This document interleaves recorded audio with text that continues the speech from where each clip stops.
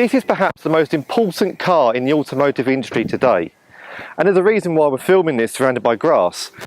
This is an eco car, not just any eco car, an electric car, zero emission car. This is the second generation Nissan Leaf. This is the car that is going to gauge the true interest for electric vehicles going forwards. Nissan launched the Leaf some years back, but the version came out last year and it includes the latest styling that Nissan is adapting to, similar to the Micra and the new Qashqai. But what's really important is that this will gauge people's movements, because those wanting to upgrade their Leafs will now go to this model. Those wanting to buy a new vehicle will now look to this model as the market leader. And as car manufacturers rapidly develop electric vehicles to get over the diesel crisis and the rising CO2, this car is already here. It's already. But the question is it? We're going to find.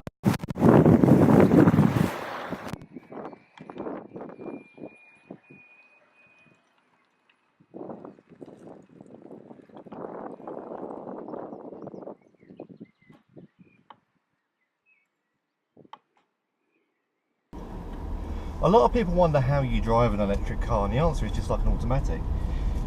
You've got a brake pedal, you've got an accelerator pedal, no clutch, got a little dial down there. But other than that, there's no difference, apart from there's no engine noise. So you need to get used to that, really.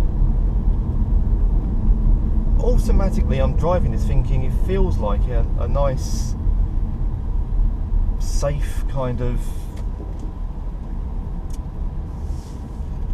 everyday hatchback. Now there's not much pickup, I must admit, until you really put your foot down. A lot of people talk about the electric torque from a motor, or the torque from an electric motor. That's not always evident. It depends on how the power is delivered, and for some manufacturers the idea of delivering all that power at once would mean reducing battery life and reducing range. So for some it's quite guarded. And let's not forget as well, things like brakes, you've got regenerative, never say that word, regenerative braking. So the cars need, basically, the battery will recharge when you brake. Now just driving this now and it feels like a normal hatchback. I've just got no engine noise. The steering's quite responsive actually. The acceleration is not fantastic, I must admit, but it's enough. And that's all I can really say about this car. There's a bit of roll to it in the suspension, the handling seems okay, it's taking the corners quite well. About to go up a hill now, so it's coping with that as a normal automatic would. In fact, to be completely honest with you, I could be driving an Nissan Micra. I couldn't tell I'm driving an electric car. In fact, I think it handles better than a Nissan Micra myself. It feels a bit more planted into the corners. There's no understeer at all, which I did find with the front end of the Micra not going where you wanted it to at times. So, for drivers of existing EVs, this is a great upgrade. For drivers of new EVs, they've never driven an EV before, they're not going to have a problem driving this. It's going to be one of those cars where they can just jump in, and especially if they're used to an automatic,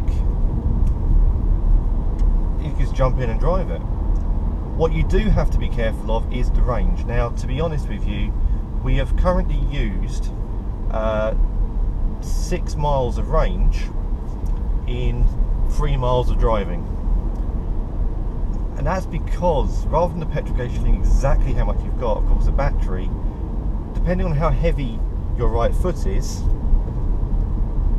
a battery will drain quicker and not top up as quickly as you need it to. So there are still issues around range anxiety. Saying that, this has well over 100 miles of range. I think it's somewhere in the region of about 150 plus.